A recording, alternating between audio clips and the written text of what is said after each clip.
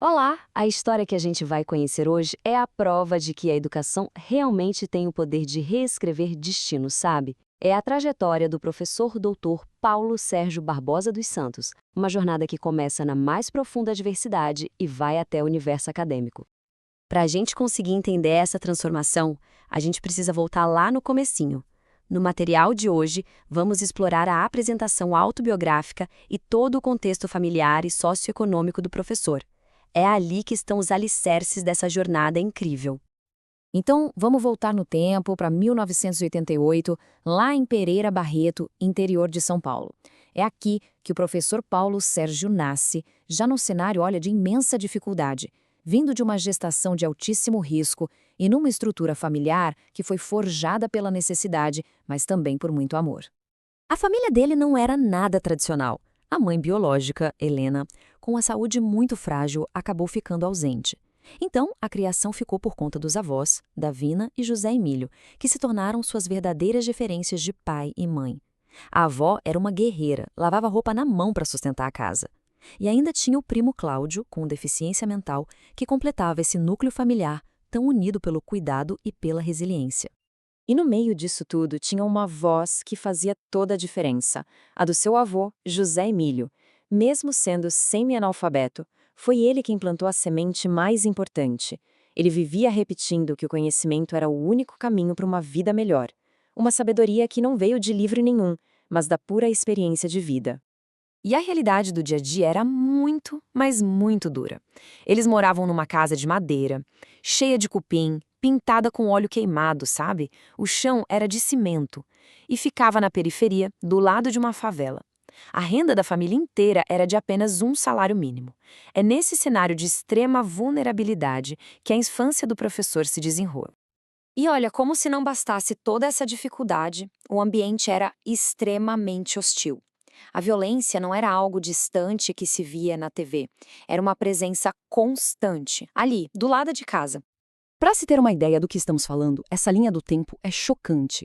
Com só 5 anos, ele presenciou um homicídio. Aos 10, foi agredido até desmaiar por causa de uma bola. Aos 13, viu colegas de infância com uma arma de verdade na mão.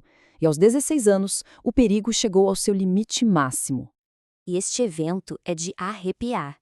Voltando da igreja, ele se viu bem no meio de um tiroteio, na esquina de casa.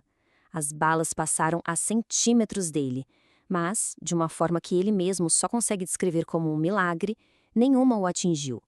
Foi um momento que o fez perceber o quão frágil era a vida ali no seu bairro. Mas no meio de tanta escuridão, uma luz apareceu. E acredite, ela surgiu no lugar mais improvável que se possa imaginar. Esse foi o ponto de virada, o momento em que o destino começou a ser reescrito. Com 15 anos, o Paulo trabalhava em um hotel, e uma das tarefas dele era levar o entulho de uma reforma para o lixão da cidade. Uma tarefa rotineira, suja, que ninguém queria fazer, mas foi exatamente ali que a mudança começou a acontecer. E aí fica a pergunta, né? O que alguém pode achar de valor no meio de um lixão? Para a maioria das pessoas, a resposta seria nada.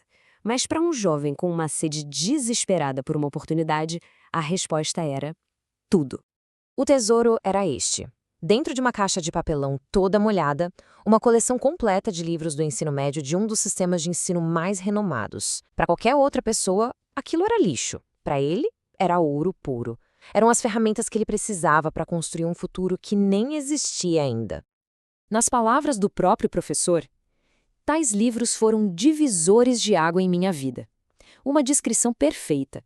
Aquele momento não foi só sorte.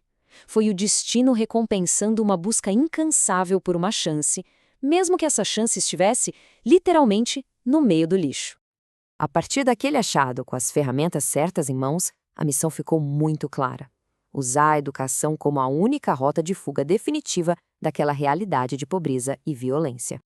E olha, o tamanho do desafio era simplesmente gigante. De um lado, as ferramentas que ele tinha, os livros do lixão, a biblioteca da cidade e um rádio para ouvir notícias. Do outro, os obstáculos. Sem computador, sem internet, sem dinheiro e num ambiente de perigo constante. A determinação dele teria que ser maior que tudo isso. E claro, Depois de tanto, mas tanto esforço, tanta dedicação e superação, uma hora o resultado tinha que aparecer, né? A transformação começa a se tornar real, na forma de uma primeira e gigantesca conquista. 100%, um número que, sozinho, já é muito poderoso. Mas o que esse número quer dizer? Ele significa uma vitória total, a conquista completa da primeira grande meta. Significa isso aqui: com a nota do Enem, ele conquistou uma bolsa de 100% do ProUni para cursar engenharia mecatrônica. Aquele menino, da casa de madeira, que sobreviveu a um tiroteio e encontrou seu futuro no lixo, estava com as portas da universidade abertas. A transformação finalmente tinha começado para valer. Só que essa conquista, acredite, foi só o comecinho de uma jornada ainda maior. Na próxima parte, a gente vai acompanhar a trajetória do professor dentro do mundo acadêmico. A saga continua.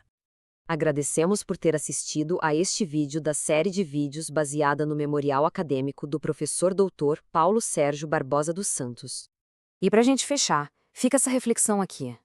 Quão poderosa é a educação para conseguir reescrever uma história que parecia já ter um final totalmente determinado? A trajetória do professor nos dá uma resposta bem clara sobre isso. Até a próxima.